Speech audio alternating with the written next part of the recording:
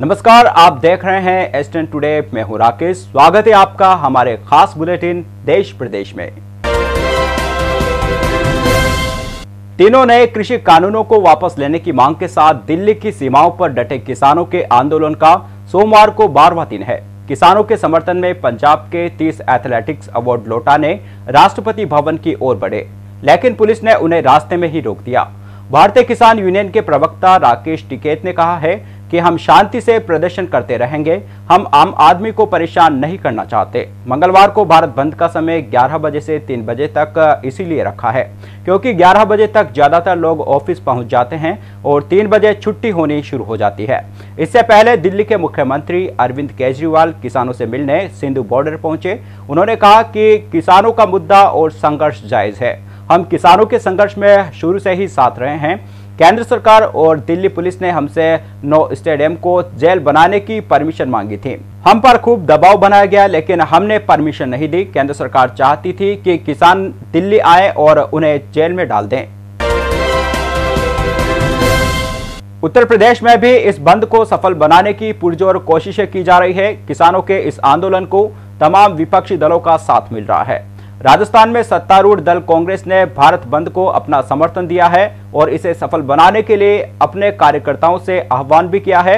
वहीं वाम दल पहले से ही कृषि कानूनों का विरोध कर रहे हैं और किसान आंदोलन को समर्थन भी कर रहे हैं। उधर आम आदमी पार्टी ने भी कल के भारत बंद में सक्रिय रूप से अपनी भागीदारी निभाने का ऐलान किया है। पार्टी के कार्यकर्ता एक एक दुकान पर जाकर किसानों के समर्थन में व्यापारियों से अपने प्रतिष्ठान बंद रखने की अपील करेंगे।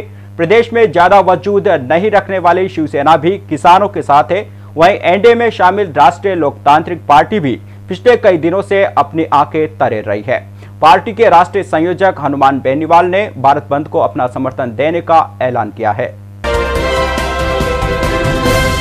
केंद्र सरकार ने सभी राज्यों और केंद्र शासित प्रदेशों से कहा है कि मंगलवार को किसान संगठनों और उनके समर्थन में विपक्षी दलों द्वारा आहूत भारत बंद के दौरान सुरक्षा कड़ी की जाए और साथ ही शांति सुनिश्चित की जाए।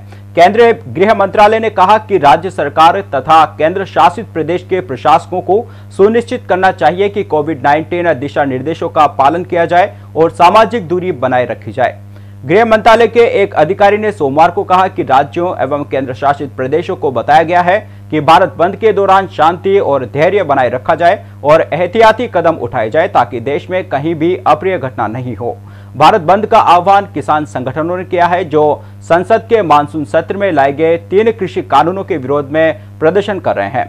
कांग्रेस, राकापा, द्रमुक, सपा, टीआरएस और वामपंथी दलों जैसी बड़ी पार्टियों ने बंद का समर्थन किया है।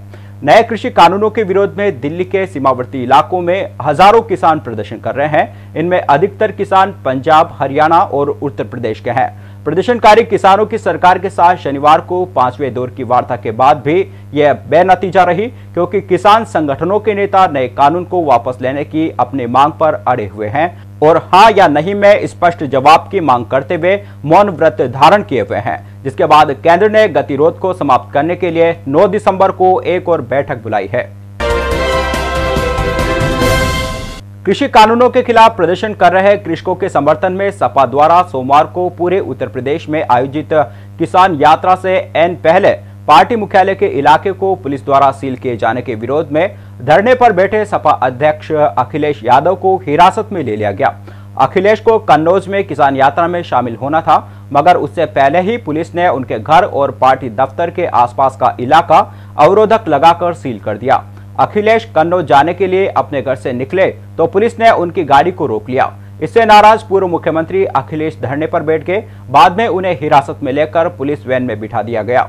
धरने के दौरान अखिलेश ने कहा कि भाजपा का ये तानाशाही रवैया है, उसने संविधान की धज्जियां उड़ा दी है। भाजपा के लिए कोई कोरोना नहीं है, सिर्फ विपक्षियों के लिए है। भाजपा देश में कहीं भी सभाएं और चुनाव प्रचार कर ले, उसके लिए कोई कोरोना नहीं है। सरकार कोरोना के सहारे लोकतंत्र का गला घोटना चाहती है। उन्होंने कहा केवल पार्टी कार्यालय में ही नहीं बल्कि सरकार हर समाजवादी कार्यकर्ता को अपमानित कर रही है।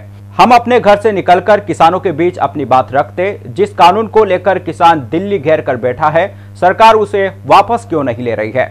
सरकार पर अविश्वास बढ़ रहा है। सरकार अब बचने वाली नहीं है। इससे पूर्व नाराज पार्टी कार्यकर्ताओं और पुलिस के बीच तीखी झड़प हुई। कई कार्यकर्ताओं को हिरासत में भी ले लिया गया। पुलिस ने पार्टी कार्यकर्ताओं को राज्य मुख्यालय के अंदर ही भेजने की कोशिश की। इस दौरान पुलिस ने हल्का बल प्रयोग भी किया। सीरम इंस्टीट्यूट ऑफ इंडिया ने अपने कोविड-19 के टीके कोविशील्ड के आपात इस्तेमाल की अनुमति के लिए भारतीय औषधि महानियंत्रक DCGI के पास आवेदन किया है। पुणे की कंपनी ने इस टीके के विकास के लिए ऑक्सफोर्ड विश्वविद्यालय तथा फार्मा कंपनी एस्ट्राजेनेका के साथ गठजोड़ किया है। फिलहाल कंपनी इस टीके का भारत में परीक्षण कर रही है। SII के मुख्य कार्यपालक अधिकारी CEO अदार पूनावाला ने कहा कि जैसा हमने वादा किया था कि हम 2020 से पहले ऐसा करेंगे। सीरम ने देश में बने पहले टीके कोविशील्ड के आपात इस्तेमाल के लिए आवेदन कर दिया है। उन्होंने कहा कि इससे हम असंख्य जीवन बचाने में कामयाब रहेंगे। मैं भारत सरकार और प्रधानमंत्री नरेंद्र मोदी का उनके समर्थन के लिए आभार जताता हूं। पिछले सप्ताह फाइजर ने कहा था कि उसने DCGI के पास अपने कोविड-19 के टीके के आपात इस्तेमाल के लिए आवेदन किया है। दिल्ली पुलिस ने आतंकी संगठनों से जुड़े 5 लोगों को गिरफ्तार किया है। इनमें 2 पंजाब के और 3 कश्मीर के हैं। इनके नाम शब्बीर अहम, अयूब पठान, रियाज राठर, गुरजीत सिंह और सुखदीप सिंह है। शकरपुर इलाके में इन्हें एनकाउंटर के बाद पकड़ लिया गया। गुरजीत और सुखदीप गैंगस्टर हैं और पंजाब के शौर्य चक्र विजेता एक्टिविस्ट बलविंदर की हत्या में शामिल थे। बाकी तीनों हिजबुल मुजाहिदीन से जुड़े हैं। ये सभी ISI के नार्को टेररिज्म नेटवर्क से भी जुड़े हैं। इनके पास 3 पिस्टल, 2 किलो हेरोइन और 1 लाख रुपए कैश मिले हैं। दिल्ली पुलिस की स्पेशल सेल के DCP प्रमोद कुशवाहा ने बताया कि आतंकी टारगेट किलिंग के लिए गैंगस्टर्स का इस्तेमाल कर रहे हैं। सांप्रदायिक माहौल बिगाड़ने और आतंक के खिलाफ लड़ने वालों का हौसला तोड़ने के लिए ऐसा किया जा रहा है। 5 जम्मू कश्मीर के नंबर वाली सफेद रंग की कार में सवार थे। पुलिस ने रोकने की कोशिश की तो इन्होंने फायरिंग शुरू कर दी। आतंकियों ने 17 अक्टूबर को एक्टिविस्ट बलविंदर की हत्या कर दी थी। बलविंदर सिंह ने पंजाब में खालिस्तानी आतंकवाद के दौर में बहादुरी से आतंकियों का मुकाबला किया था। उन पर 42 बार हमले हुए थे। इसके चलते उन्हें परिवार समेत शौर्य चक्र से सम्मानित किया गया था। चूरू की सरदार शहर तहसील के भानीपुरा के पास एक दर्दनाक सड़क हादसा हो गया। हादसा ट्रक और जीप में जबरदस्त भिड़ंत होने से हुआ। इस हादसे में 3 महिलाओं सहित 6 लोगों की मौत हुई है, जबकि 2 लोग गंभीर रूप से घायल हो गए। सूचना के बाद भानीपुरा पुलिस भी मौके पर पहुंची। उसके बाद घायलों को सरदार शहर अस्पताल पहुंचाया गया। जानकारी के अनुसार जीप में सवार होकर रावतसर से ये लोग डूंगरगढ़ जा रहे थे। इसी बीच भानीपुरा के पास घने कोहरे की वजह से सामने से आ रहे ट्रक से जीप टकरा गई और मौके पर ही 3 महिला सहित 6 लोगों की मौत हो गई। सभी मृतकों के शवों को राजकीय अस्पताल की मोर्ची में रखवा दिया गया है। उधर भीलवाड़ा जिले के जहाजपुर में रविवार रात वैन और ट्रेलर की टक्कर हो गई। हादसे में वैन सवार 5 लोगों की मौत हो गई, जबकि 9 की हालत गंभीर है। हादसा रविवार सुबह 10:15 बजे जहाजपुर में बनास नदी गौशाला चौराहे के पास हुआ। वैन में ड्राइवर समेत 14 लोग सवार थे। यह सभी एक शादी कार्यक्रम में शामिल होकर लौट रहे थे। सभी घायलों को भीलवाड़ा के MG अस्पताल में भर्ती किया गया है। वहीं ट्रेलर चालक फरार है। वैन से सभी लोग अजमेर जिले के सांवर गांव में एक शादी में शामिल होने के लिए गए थे। वहां से रात में लौटते वक्त यह हादसा हुआ। टक्कर इतनी भीषण थी कि वैन के परखच उड़ गए। मृतकों में कमलेश देवी, अंकुश, रामलाल खटीक, राजू की देर रात मौत हो गई थी। राजू वैन का ड्राइवर था। वहीं एक युवक की सोमवार सुबह मौत हो गई। प्रदेश में मुख्यमंत्री अशोक गहलोत के एक बार फिर सरकार गिराने के बयान के बाद राजस्थान कांग्रेस ने केंद्र सरकार और बीजेपी नेताओं पर जमकर प्रहार किया है और प्रदेश में बीजेपी द्वारा सरकार को गिराने की साजिश रचने का आरोप लगाते हुए इसे लोकतंत्र के साथ खिलवाड़ बताया है। PCC चीफ गोविंद सिंह डोटासरा ने केंद्र के कृषि कानूनों, किसान आंदोलन को लेकर भाजपा पर निशाना साधते हुए कहा कि प्रदेशाध्यक्ष सतीश पूनिया, गुलाब चंद कटारिया और केंद्रीय मंत्री गजेंद्र सिंह शेखावत से पूछा कि भाजपा केंद्रीय नेतृत्व के नेताओं की शह पर बीजेपी ने राजस्थान में सरकार गिराने का षड्यंत्र रचा। राज्यपाल को राजस्थान विधानसभा का विशेष सत्र बुलाने के लिए रोका गया। अमित शाह और नरेंद्र मोदी ने मिलकर मध्य प्रदेश की सरकार को गिराया। भाजपा ने कर्नाटक की सरकार को गिराया। क्या यह सच नहीं है? उन्होंने कहा कि भाजपा की ओर से अभी तक जो भी किया है उसे पूरे देश ने देखा है।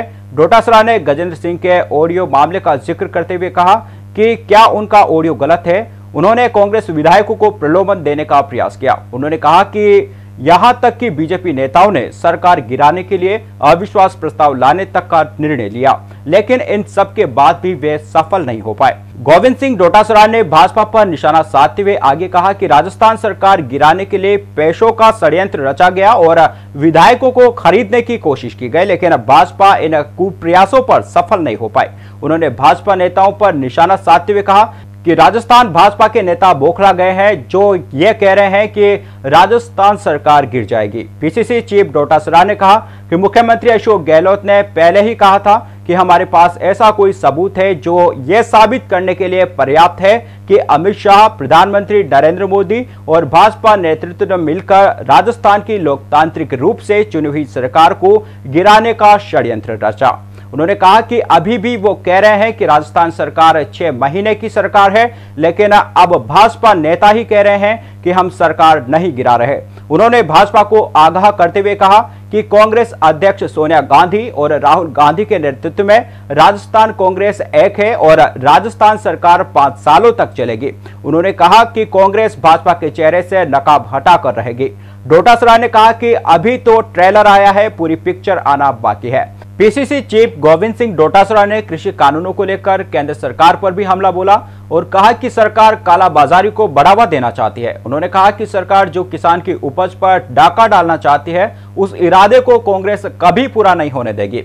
उन्होंने कहा कि इसके लिए राजस्थान सरकार केंद्र के कानूनों के खिलाफ संशोधन विधेयक विधानसभा में ला चुकी है। उन्होंने कहा कि भाजपा का चेहरा अंदर से कुछ और दिखाने के लिए कुछ और है, लेकिन अब जनता इसे पहचान गई है। तो हमारे खास बुलेटिन देश प्रदेश में फिलहाल इतना ही। एसएन टीम को दीजिए इजाजत। नमस्कार।